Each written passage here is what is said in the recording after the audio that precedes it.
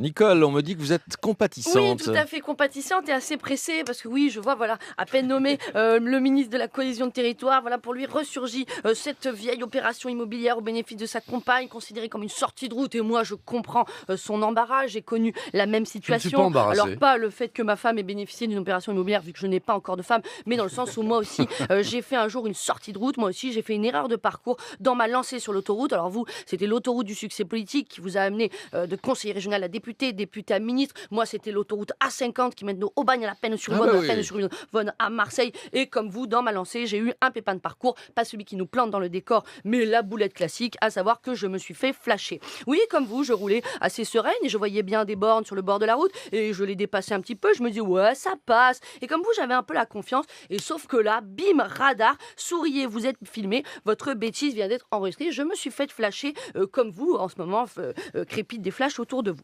Sauf que moi, j'ai eu la chance, monsieur Ferrand, contrairement à vous, de me faire flasher deux fois. D'abord par le radar juste avant le tunnel Prado-Carénage et plus récemment par celui qui vient de mettre à la bifurcation de la L2. Et comme vous, au début, je pense que j'avais un peu les boules. Mais aujourd'hui, je me dis que c'est grâce à ça que je ne me fais plus flasher. Oui, par ce rappel à l'ordre et la sanction immédiate qui va avec, j'ai bien compris que si on ne veut pas des crumbles de voitures encastrées les unes dans les autres, il faut inculquer à la communauté, donc à moi-même, des règles. Et tant pis si ça passe par la répétition de sanctions.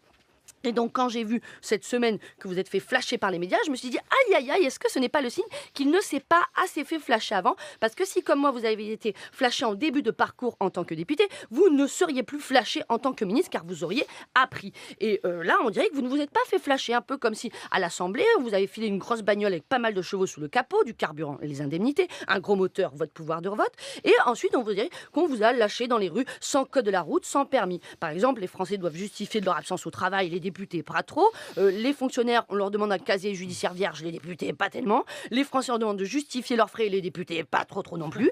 Et c'est normal, je me dis qu'ils fassent des bêtises. Ils n'ont pas été assez rappelés à l'ordre par la loi. Je me dis, mais d'ailleurs, pourquoi ils ne sont pas rappelés à l'ordre par la loi? Et j'ai réfléchi, je me suis dit, parce que la loi, c'est un peu qu'ils écrivent. Donc forcément, si on demande aux gens qui font des bêtises de fixer les limites de leurs bêtises, ils n'en fixeraient pas beaucoup. Comme si on demandait aux automobilistes de fixer le code de la route, je vous le dis, les radars seraient dans l'emballage, les feux rouges tous à la queue leu au fond d'une impasse et les dos d'âne, ils seraient sur le trottoir au lieu d'être au milieu de la route. Oui, les automobilistes n'iraient pas de même se mettre des bâtons dans les roues comme les députés n'iraient pas de même se mettre des bâtons dans Bruno Le Roux.